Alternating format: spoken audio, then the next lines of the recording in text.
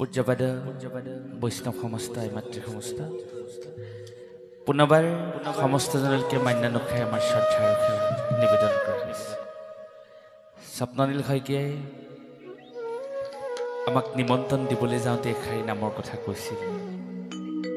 আজি তেখেতৰ আহ্বান মৰ্মে সেই আখ্যান আমি আগবঢ়াইছোঁ। আপোনালোকে জানে বিপ্ৰ দামোদৰ আখ্যান। জগতৰ ঈশ্বৰ ভগৱান শ্ৰীকৃষ্ণ, কৃষ্ণ গোসাঁই শৈশৱৰ বন্ধু দামোদৰ বিপ্ৰ, দুয়ো একেলগে ঋষিগৃহত আনুষ্ঠানিক শিক্ষা গ্ৰহণ কৰিছে আৰু কালক্ৰমত দেখা গৈছে দুয়োজনেৰে জীৱন প্ৰণালী পৃথক পৃথক হোৱা দেখা গৈছে। শ্ৰীকৃষ্ণ দ্বাৰকাৰী ৰজা, জগতৰ ঈশ্বৰ হিচাপে প্ৰকাশ হৈছে আৰু তেৰাৰ সেই শৈশৱৰ বন্ধুজন সেই সময়ৰ একেবাৰে এজন দৰিদ্ৰ ব্যক্তিলৈ অৱনমিত হৈছে। আপোনালোকে জানে এদিন এসাঁজ অন্ন গ্ৰহণ কৰি 4 দিন বা 6 দিন লঘোণে থকা ব্যক্তি দামোদৰ বিপ্ৰ, কিন্তু হতাশাগ্ৰস্ত নহয়, ক্ৰোধান্বিত হোৱা নাই, চঞ্চল হোৱা নাই, আৱেগিক হোৱা নাই, ধীৰ স্থিৰ ৰোমাঞ্চিত এটা জীৱন। দৰিদ্ৰতাই যেন তেওঁক পংগু কৰিবই পৰা নাই, দৰিদ্ৰতাৰ প্ৰতি তেওঁ ভক্ষেপেই নাই। পত্নীগৰাকীৰ সংশয় হৈছে যে এই সংসাৰত আমাতকৈ আৰু দৰিদ্ৰ লোক কোনো নাই। অন্ন বস্ত্ৰ বাসস্থান, জীৱ মানি মানুহ মানি এইকেইটা বস্তু লাগিবই। এমুঠি অন্ন লাগিব জীৱিকা নিৰ্বাহ কৰিবৰ বাবে, গাৰ আৱৰণ ঢাকিবৰ বাবে এখনি বস্ত্ৰৰ প্ৰয়োজন হ'ব আৰু দেহাতি আশ্ৰয় দিবৰ বাবে এটি বাসস্থানৰ প্ৰয়োজন হ'ব। অন্ন বস্ত্ৰ বাসস্থানে তেওঁলোকক প্ৰত্যাহ্বান স্বৰূপে থিয় দিছে। ইমান দৰিদ্ৰতাই পংগু কৰাৰ পাছতো তেওঁৰ স্বামীৰ দৰিদ্ৰতাৰ প্ৰতি কোনো ভক্ষেপ নাই। আমাৰ দৰে অল্পমতী মানুহবিলাকৰ কি হয়, সময়ত চাহকণ নাপালেই কাম কোধ লোভ মোহে আমাক মেৰিয়াই মেৰিয়াই ধৰে, ঘৰখনত এটি অৰাজক পৰিৱেশ সৃষ্টি কৰিবলৈ বাধ্য হওঁ আমি, কাৰণ আমি অল্পমতী মনুষ্য।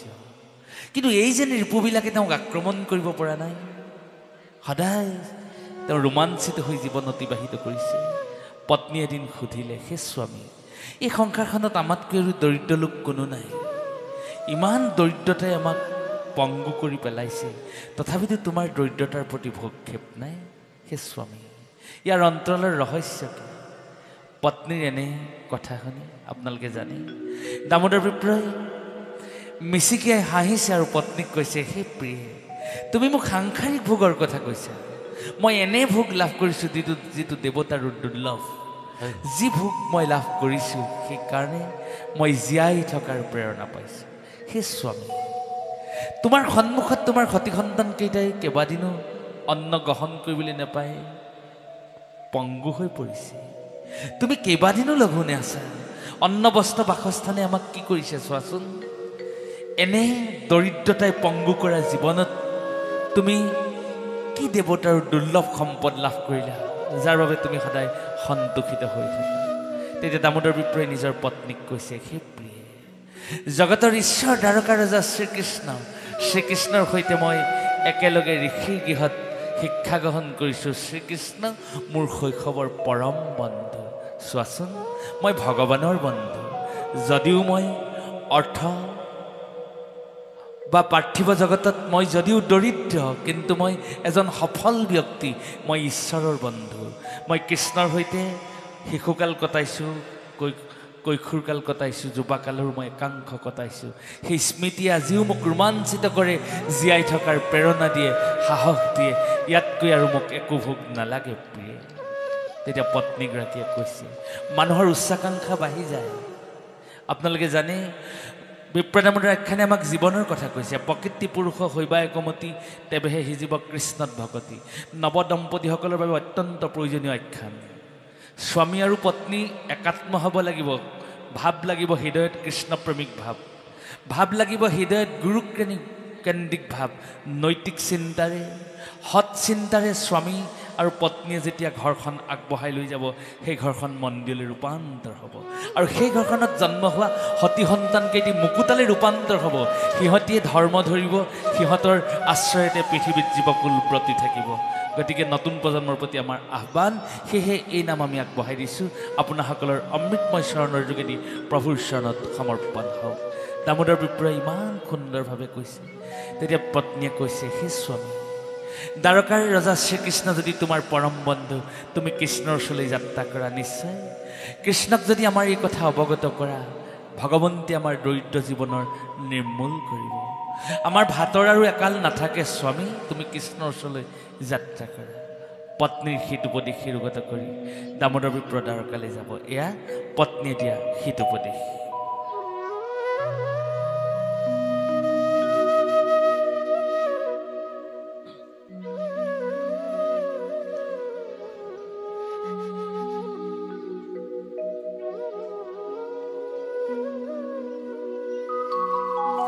বিপ্ৰ দামোদৰ পত্নী বোলে শুনা প্ৰাণ স্বামী, আমি অতি দৰিদ্ৰ ব্ৰাহ্মণ,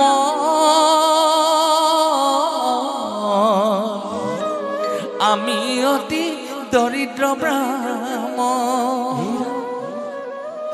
ঘৰে ঘৰে ভিক্ষা মাগি কটাই আছো দিন ৰাতি। ঘৰে ঘৰে ভিক্ষা মাগি কটাই আছো দিন ৰাতি। অন্ন বস্ত্ৰৰ ভুঞ্জি নিৰ্যাতন, অ স্বামী, অন্ন বস্ত্ৰৰ ভুঞ্জি নিৰ্যাতন।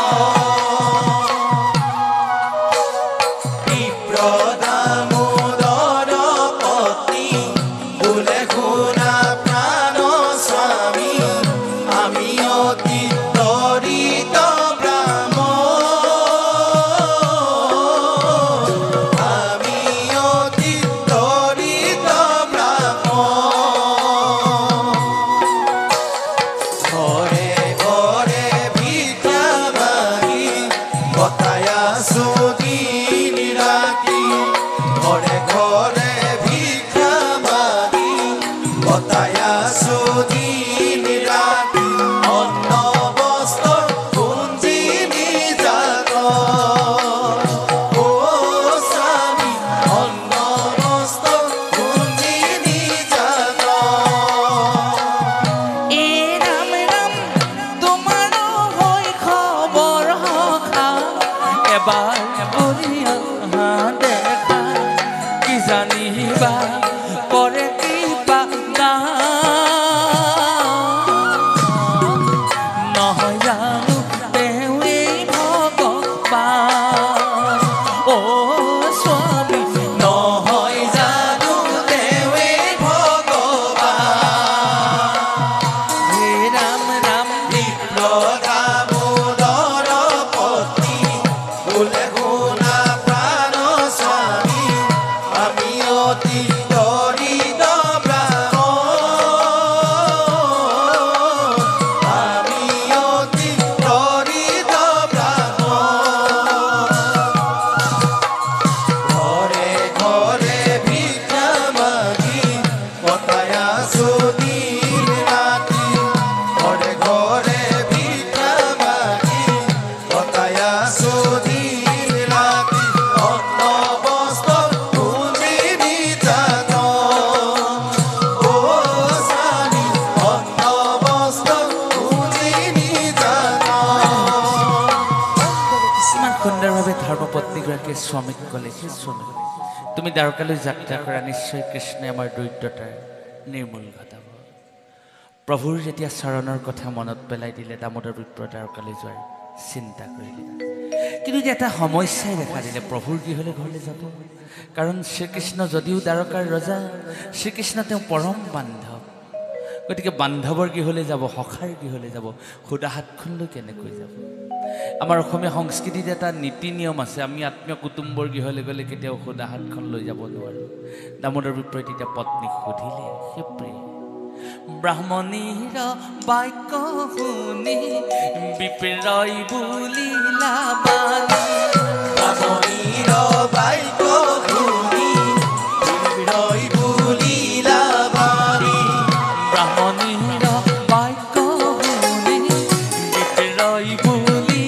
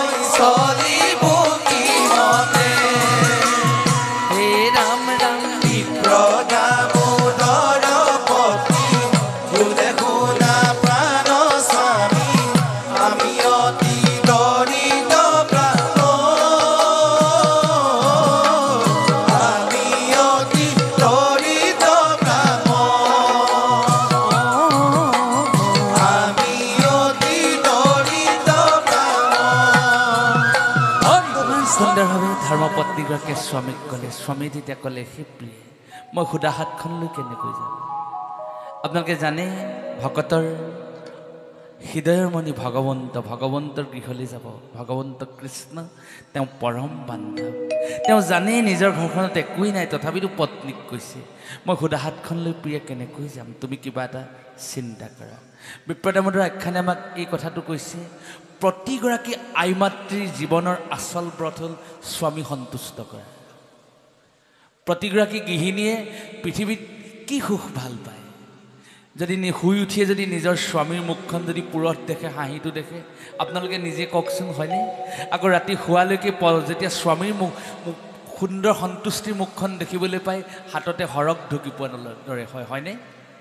প্ৰতিগৰাকী ধৰ্মপত্নীৰ উদ্দেশ্যই হ'ল সেইটো। তেতিয়া পত্নীগৰাকীয়ে ভাবিলে, হে স্বামী, তুমি চিন্তা নকৰিবা, মই তোমাৰ বিহিত ব্যৱস্থা কৰিম। স্বামীৰ অবচন শুনি ব্ৰাহ্মণীয়ে দিলে আনি, খুজি মাগি দিলে যতনা, তাকে লৈ দামোদৰ অতিৰংগ মনে দ্বাৰকা নগৰে চলি যায়।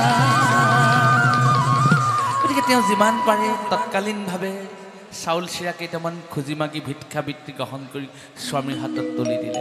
অকল তাতে ব্ৰাহ্মণ পত্নীগৰাকী সন্তুষ্ট হৈ থকা নাই। মহাপুৰুষ শ্ৰীমন্ত শংকৰদেৱ গুৰুজনীয়েও খুব সুন্দৰভাৱে কৈছে, আপোনালোকে জানে যি কেইপদ স্বামীক প্ৰয়োজন হ'ব দ্বাৰকালৈ যাওঁতে বাট লাখতি সাধ্য নুখাৰি, সেই দৰিদ্ৰ মাতৃগৰাকীয়ে এনেকৈ ব্যৱস্থা কৰিছে, বোলে কানিৰ টোপলি আনি দিলা বান্ধি, বামনীয়ে দিলে যতনা, তাকে লৈ দামোদৰ অতিৰংগ মনে দ্বাৰকা নগৰে চলি যায়। দামোদৰ বিপ্ৰ দ্বাৰকালৈ যাত্ৰা কৰিলে। উদ্দেশ্য হ'ল দুটা। প্ৰথম উদ্দেশ্য, জগতৰ ঈশ্বৰক নয়ন ভৰি চাবলৈ পাব। জীৱনত আৰু তাতকৈ সুখ নালাগে, হয়। কোনোবা ভকতে যদি ভগৱন্তৰ দৰ্শন পায়, সেইদিনাখনিতকৈ তেওঁতকৈ আৰু সৌভাগ্যৱান কোনো নাই। দ্বিতীয় ভাগ্য হ'ল কৃষ্ণৰ সৈতে তেওঁ বাৰ্তালাপ কৰিব। যদি প্ৰভুৱে তেওঁক যদি সুবিধা দিয়ে, কথা বতৰা পাতিব। যদি এজন ভকতে ভগৱন্তৰ লগত কথা বতৰা পাতিবলৈ পায়, তাতকৈ জানো সুখ আছে? তৃতীয় সৌভাগ্য হ'ল, আপোনালোকে জানে কৃষ্ণক তেওঁ স্পৰ্শ কৰিব, চুই চাব, কৃষ্ণৰ চৰণত ভক্তিৰ চুম্বন দিব। ভক্তিত গদগদ হৈ দামোদৰ বিপ্ৰ দ্বাৰকালৈ যাত্ৰা কৰিলে।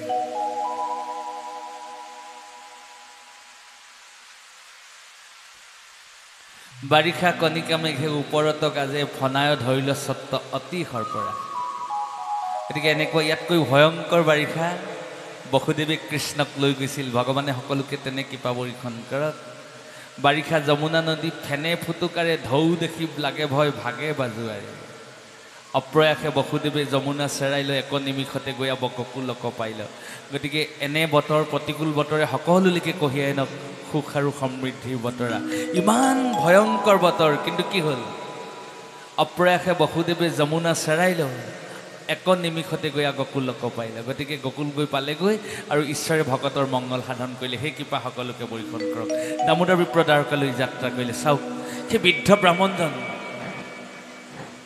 দ্বাৰকালৈ গৈছে, দ্বাৰকা মহাসাগৰৰ মাজলৈ গৈছে। অহে বিপ্ৰজাই দ্বাৰ কান গৰে, হে বিপ্ৰজাই দ্বাৰ কান কৰে।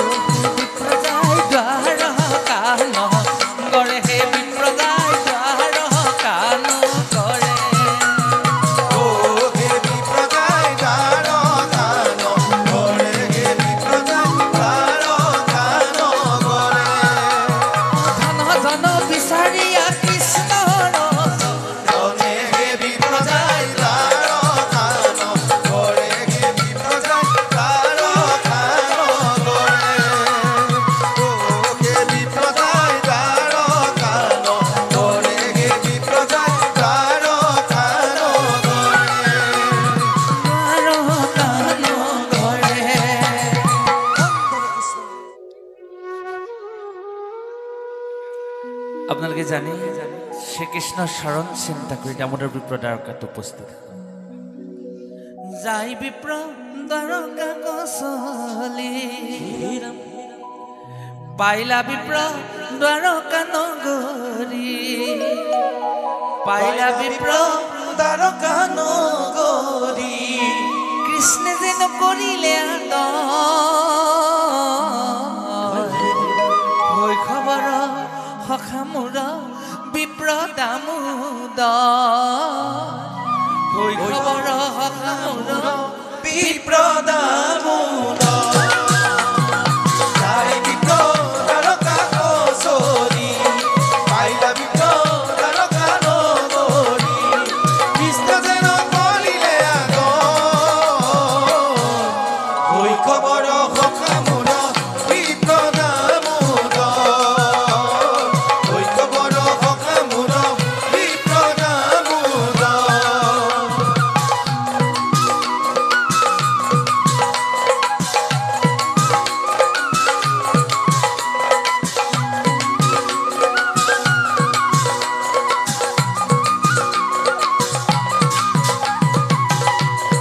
যায় বিপ্ৰ দ্বাৰকা কচৰী পাইলা বিপ্ৰ দ্বাৰকা নগৰী যায় বিপ্ৰ দ্বাৰকা কচৰী পাইলা বিপ্ৰ দ্বাৰকা নগৰী কৃষ্ণে যে নকৰিলে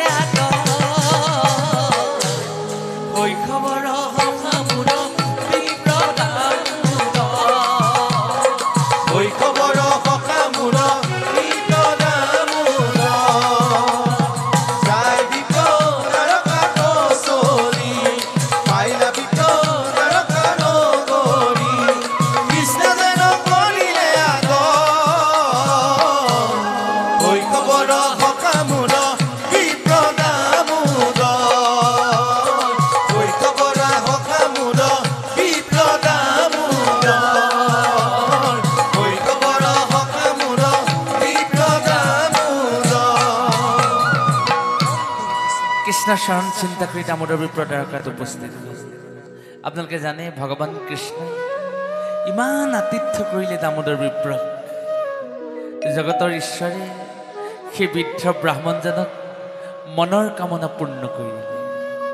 তেওঁ ভবাই নাছিল তেওঁক যে জগতৰ ঈশ্বৰ দ্বাৰকা ৰজাজনে ইমানখিনি আপ্যায়ন কৰিব পাৰে। অৰ্থাৎ কৃষ্ণ সংস্কৃতি আমাক কৈ দিছে তোমাৰ ধন টকা পইচা ঐশ্বৰ্য বিভূতি থাকিব পাৰে, তোমাৰ ক্ষমতাও থাকিব পাৰে, কিন্তু তুমি মানুহক মানুহ ব্যৱহাৰ কৰিবা, নহ'লে বালিঘৰ ভাগি যাবলৈ তোমাৰ বেছি সময় নালাগে। মানুহে কেতিয়া অহংকাৰ কৰে? যেতিয়া মানুহৰ বল থাকে, বিক্ৰম থাকে, যেতিয়া হাতত অৰ্থ থাকে। এই বল বিক্ৰম আৰু অৰ্থ যেতিয়া হেৰাই যায়, মানুহৰ শক্তি ধূলিৰ লগত ৰূপান্তৰিত হৈ যায়। বিপ্ৰদামোদৰ জগতৰ ঈশ্বৰ আমাৰ নিচিনা অল্পমতি মনুষ্যৰ কি হয়? মই নিজে কেতিয়াবা ভাবোঁ পকেটত টকা 10টা সোমাবহে লাগে, কাষৰ মানুহজন মাতিলেই যেন মই মোৰ নিচিনা বৰ মানুহ সৰু হৈ যাম। এই ৰিপুবিলাক দম্ভ দৃশ্য অহংকাৰ কাম ক্ৰোধ লোভ মোহে আমাক মেৰিয়াই ধৰে, আমাক পংগু কৰি পেলায়। আমি সিহঁতৰ জালৰ পৰা আমি আঁতৰি যাব নোৱাৰোঁ। কিন্তু জগতৰ ঈশ্বৰ দ্বাৰকা ৰজা ভগৱান শ্ৰীকৃষ্ণ, যাৰ সমস্ত শক্তি আছে, যি সূৰ্য দেৱতাক নিৰ্দেশ দিব পাৰে, সূৰ্য তুমি অস্ত যাব নোৱাৰা, সূৰ্য তুমি উদয়ো হ'ব নোৱাৰা। গতিকে সেইজন মহাশক্তিমান পুৰুষে কি কৰিলে আপোনালোকে জানে? পাৱ ধুৱাই কৃষ্ণদেৱে পদ জললৈ। এই বৃদ্ধ ব্ৰাহ্মণজন ফটা চিটা বস্ত্ৰ পৰিধান কৰিছে। ভোকাটোৰ ব্ৰাহ্মণজনৰ মলিয়ন লেতেৰা ভৰিখন কি কৰিছে জগতৰ ঈশ্বৰে? পাৱ ধুৱাই কৃষ্ণদেৱে পদ জললৈ, ভৰিখন ধুৱাই দিছে। আৰু ধুৱাই দিয়াতে ঈশ্বৰ সন্তুষ্ট হৈ থকা নাই, পদজল ভগৱন্তে শিৰত লৈছে। অৰ্থাৎ অতিথি দেৱাই ভৱ, তুমি মানুহক মানুহ জ্ঞান কৰিবলৈ যত্ন কৰা। এই আখ্যানৰ জৰিয়তে ভগৱন্তে সেই কৰ্ম কৰিছে। তেওঁৰো এখন সংসাৰ আছে, ৰুক্মিণী সহিতে তেওঁৰো এখন সংসাৰ আছে। সংসাৰখন তেওঁ মন্দিৰ হ'ব লাগিব, সংসাৰখন মংগলময় হ'ব লাগিব। সেইকাৰণে তেওঁ মানৱ সেৱা কৰি দেখাইছে। গতিকে তোমাৰো সংসাৰখন মংগলময় হ'বৰ কাৰণে মানৱ সেৱা কৰিবই লাগিব। তাৰপাছত কি কৰিছে? বহিবাক লাগি তাংক স্বৰ্ণৱাখন দিলে।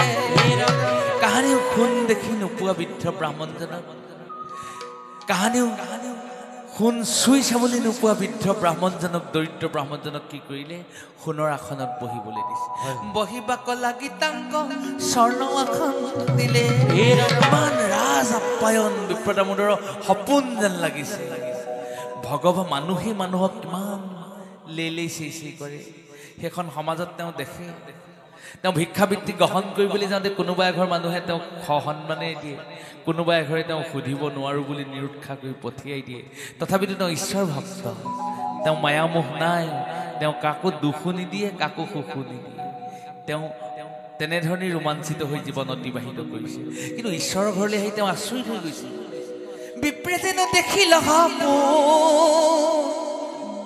হে কৃষ্ণ তুমি হম বন্ধু মোৰ হইব আউৰ কৃষ্ণ হম বন্ধু মোৰ হইব আউৰ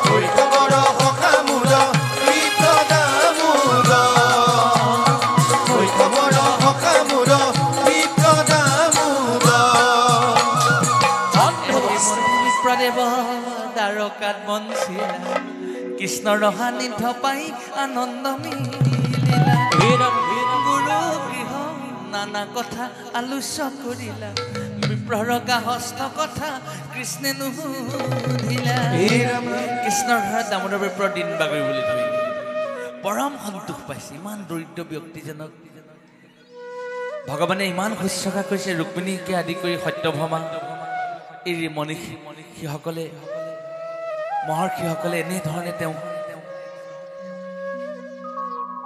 আই মাতৃসকলে তেওঁক শুশ্ৰূষা কৰিছে তেওঁ আহ্লাদিত হৈ গৈছে আৰু তেওঁ ভগৱন্তৰ লগত বিভিন্ন কথা আলোচনা কৰিছে প্ৰভুৱে তেওঁৰ লগত আলোচনা কৰিছে আমি ঋষিৰ গৃহত শিক্ষা গ্ৰহণ কৰোঁতে দুপৰ গৰু চৰাবলৈ যে আজিৰ দৰে বতৰ হয় শিলাবৃষ্টি হয় ব্ৰজপাত পৰে মেঘে গাজনি মাৰে দুপৰ নিশা হয় গৰু খৰি লৈ নাহে নাহৰ বাতিলৈ গৰু পত্নী আগবঢ়াই আনিবলৈ যায় এইখিনি কথা কৃষ্ণই আলোচনা কৰিলে কিন্তু গাহস্থ সংসাৰৰ কথা তেওঁৰ লগত আলোচনা কৰা নাই অতি তাৎপৰ্যপূৰ্ণভাৱে ভগৱন্তে সেইখিনি কথা আলোচনা কৰাৰ পৰা আঁতৰি আছে এতিয়া বিপ্ৰ দামোদৰৰ সমস্যাটো হ'ল সেইখিনিতে তেওঁ ভগৱন্তৰ গৃহলৈ গৈছে তেওঁ এখন সাংসাৰিক মায়া আছে ব্ৰহ্মাও আদি কৰি জীৱজাত ৰাম ৰাম ৰাম ৰাম মায়া সজ্জা মাজে আছে ঘুমতি যায় ব্ৰহ্মাৰ যেনেকৈ ব্ৰহ্মাকে আদি কৰি ত্ৰিদশৰ দেৱতাসকল মায়াত আকৰ হৈ আছে বিপ্ৰ দামোদৰৰ এখন সাংসাৰিক মায়া আছে সংসাৰ এখন আছে পত্নী এটা দায়িত্ব দিছে চোৱা সতী সন্তানকেইটাই কেইবাদিনো অন্ন গ্ৰহণ কৰিবলৈ যোৱা নাই তুমি কৃষ্ণৰ ওচৰলৈ যোৱা কৃষ্ণই আমাৰ দৰিদ্ৰতা নিৰ্মূল কৰিব গতিকে ঘৰখনৰ আৰ্থিক সচ্ছলতাৰ কথা আছে কিন্তু ঈশ্বৰে দেখোন সেই সুবিধা তেওঁক একোৱেই দিয়া নাই অন্তৰ্যামী হৰি পাছে সকলো জানিলা বিপ্ৰৰ চাউল চিৰা আপুনি খুজিলা কিন্তু ভগৱন্তে জানে ভকত তেওঁৰ ওচৰলৈ কিয় আহিছে তেওঁ বাৰে বাৰে প্ৰভুৱে সুধিছে সেই দাম বিপ্ৰ তুমি মোলৈ কি আনিছা তেওঁ কিন্তু তাত মিঠাৰ আশ্ৰয় লৈছে প্ৰভু তোমালৈ মই একো অনা নাই তেওঁ জানে নিজৰ ঘৰখনত খুটকণ এটিও নাই বাৰে বাৰে পত্নীক কৈছে চাউল চিৰা কেইটামান মোক আনি দিয়া নহ'লে মই সুদা হাতখন লৈ সখীৰ গৃহলৈ কেনেকৈ যাম ভিক্ষাবৃত্তি গ্ৰহণ কৰি আৰ ঘৰে তাৰ ঘৰে তেওঁ পত্নীগৰাকীয়ে চাউল চিৰা কেইটা আনি দিছে কিন্তু ভগৱানৰ গৃহত তেওঁ মিছা কথা কৈছে মই তোমালৈ একো অনা নাই সাহস হ'বই বা কেনেকৈ ভগৱানৰ গৃহত সোণৰ কাৰেঙত সোণৰ আট্টালিকাত সোণৰ পাত্ৰত এই মলিয়ন মোনাখনত লৈ যোৱা চাউল চিৰা কেইটা ঈশ্বৰক গ্ৰহণ কৰিবৰ বাবে ভক্ষণ কৰিবৰ বাবে কোন সাহসেৰে তেওঁ উলিয়াই দিয়ে আপুনি মই জানো দিব পাৰিম আমাৰ যেনিবা মহানগৰত কোনোবা ডাঙৰ সদাগৰ সদৃশ ব্যক্তি এজন আছে গাখীৰৰ চুঙা এটাৰ দৰে আমি যদি অকণমান লৈ যাওঁ পৰম অমৃত বুলি ভাবি বৰ্তমান বিশ্বায়নৰ যুগত কোন সাহসেৰে আমি এই ঘৰৰ পৰা নিয়া এই বাঁহৰ চুঙাত নিয়া গাখীৰৰ চুঙাটো আমি আগবঢ়াই দিব পাৰিম আমিও নিব নোৱাৰোঁ বিপ্ৰ দামোদৰৰ মনত সংশয় হৈছে বিপ্ৰ দামোদৰ লজ্জিত হৈছে কোন সাহসেৰে দিব অন্তৰ্যামী হৰি পাছে সকলো জানিলা বিপ্ৰৰ চাউল চিৰা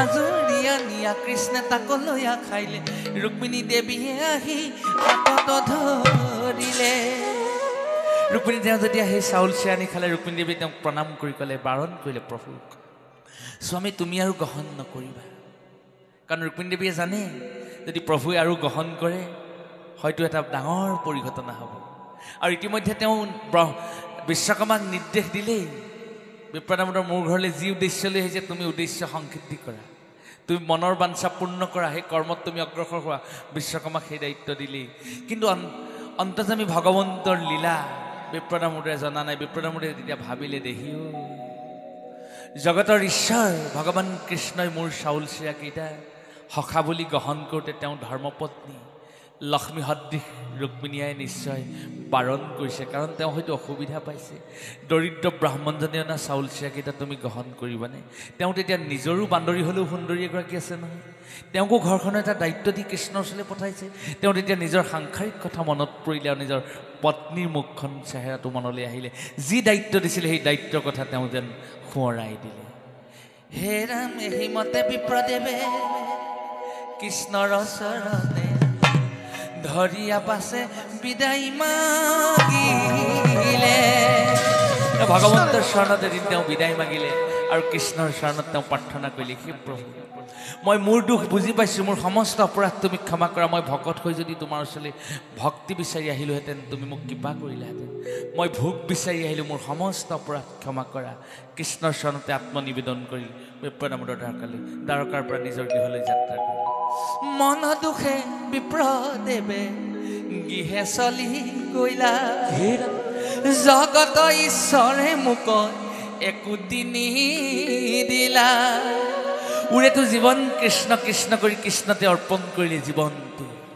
কৃষ্ণ আছে একো নহয় কৃষ্ণই কৰিব কৃষ্ণই কৃপা দিব কৃষ্ণৰ চৰণতে ভৰসা কিন্তু আজি দেখোন সংকট সময়ত কৃষ্ণই একোৱেই নিদিলে আমাৰ দৰে মানুহবিলাকৰ কি হয় যেতিয়া আমাৰো তেনেকুৱা এটা অৱস্থা হয় দাদা বোলে টকা 100 দিবাচোন 100 টকাই হওক বা 1000 টকাই হওক কোনোবাই যদি আমাক সেই কৰ্মটো কৰি নিদিয়ে আমি তেওঁক ভাল বুলি কেতিয়াও শলাগ ল'ব নোৱাৰিম কিন্তু উৰেতো জীৱন কৃষ্ণ কৃষ্ণ কৰিলে কৃষ্ণই একো নিদিলে তথাপিতো কৃষ্ণ নাম মুখত নেৰিলে তথাপিতো কৃষ্ণ নাম মুখত নেৰিলে মনৰ দুখে বিপ্ৰদেৱে গৃহে চলি গইলা জগতৰ ঈশ্বৰে মোক একোটি নিদিলা তথাপিতো কৃষ্ণ নাম মুখত নেৰিলা তথাপিতো কৃষ্ণ নাম মুখত নেৰিলা এহিমতে বিপ্ৰদেৱ পাইলা বহুদূৰ দেখিলন্ত গৃহভূমি নুহে আপোনাৰ নুহে আপোনাৰ মন দুখে বিপ্ৰদেৱে গৃহে চলি গইলা জগতৰ ঈশ্বৰে মোক একোটি নিদিলা তথাপিতো কৃষ্ণ নাম মুখত নেৰিলা তথাপিতো কৃষ্ণ নাম মুখত নেৰিলা মুখত নেৰিলা এহিমতে বিপ্ৰদেৱ পাইলা বহুদূৰ দেখিলন্ত গৃহভূমি নুহে আপোনাৰ সংকটে পৰিলো বুলি প্ৰভুক মাতিলা আমাক লাগিয়া প্ৰভু কিনো কৰালিলা বিপদ যেন মানুহৰ অকলে নাহে বিপদ লগে ভাগে আহে বিপ্ৰদামোদক বিপদে লগ নেৰা হ'ল সমস্যাই তেওঁ মাৰ নোযোৱা হ'ল আহি আহি এইবাৰ বিপ্ৰদামোদৰে নিজৰ ঘৰৰ সঠিক পথৰ সন্ধান পাহৰিলে নিজৰ গাঁওখনলৈ আহিব লাগে ঘৰখনলৈ আহিব লাগে আহি ওলালেহি কোনোবা এখন চহৰত কৃষ্ণৰ চৰণত আকৌ তেওঁ প্ৰণাম জনাইছে হে প্ৰভু মোৰ সমস্ত অপৰাধ তুমি ক্ষমা কৰা একমাত্ৰ তোমাৰ চৰণতহে অচলা ভকতি দিয়া মোৰ পত্নীকো তুমি সমস্ত দুখৰ পৰা উদ্ধাৰ কৰি তোমাৰ চৰণতহে মাত্ৰ অচলা ভকতি দিয়া সেইজন কৃষ্ণৰ চৰণতে আত্মনিবেদন কৰিছে বিপ্ৰদামোদৰ আখ্যানে আমাক এই কথা বাৰে বাৰে কৈছে তোমাৰ মূৰৰ ওপৰেৰে বিভিন্ন ধুমুহা পাৰ হৈ যাব তুমি সত্যৰ পৰা বিচলিত নহবা তুমি ধৈৰ্য নেহেৰুৱাবা ধৈৰ্যই সাহস সত্যত থকা ভগৱানে তোমাক এদিন কৃপা দৃষ্টি দিব। বিপ্ৰদামোদে উৰেটো জীৱন কৃষ্ণ কৃষ্ণ কৃষ্ণ কৃষ্ণ কৰিলে, কৃষ্ণই একো নিদিলে, কিন্তু কৃষ্ণৰ চৰণত পৰা আত্মনিবেদন কৰিছে, কৃষ্ণৰ চৰণতে ভৰসা, কৃষ্ণৰ চৰণৰ পৰা তেওঁ বিচলিত হোৱা নাই, কৃষ্ণই তেওঁক উদ্ধাৰ কৰিছে। অৰ্থাৎ সেই বান্ধৱ তোমাৰ মূৰৰ ওপৰে বহু ধুমুহা পাৰ হৈ যাব, তুমি সত্যৰ পৰা বিচলিত নহ'বা, কৃষ্ণৰ চৰণৰ পৰা তুমি বিচলিত নহ'বা। হেৰা বিপ্ৰদামোদক আচৰিত কৰি তেওঁ এই কুচিত চেহেৰাৰ পত্নীগৰাকী সুৰক্ষী যুৱতীলৈ ৰূপান্তৰ হৈছে আৰু সমস্ত বহু দাস দাসীক লগত আনি নিজৰ স্বামীক কৈছে, দাসীৰ হিতে আহে বিপ্ৰৰ ব্ৰাহ্মণী, চোৱা স্বামী কৃষ্ণই দিলে ঐশ্বৰ্য বিভূতি, নেৰিবা নেৰিবা স্বামী Krishna তভ,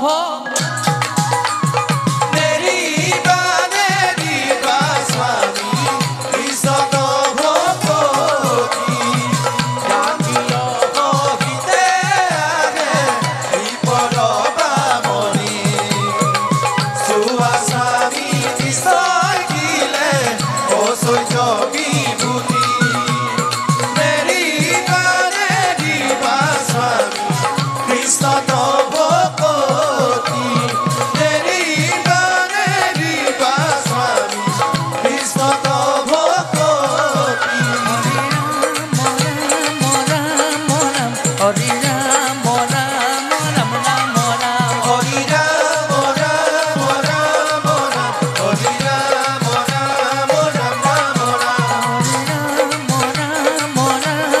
Rama, Hare Rama Rama Rama Rama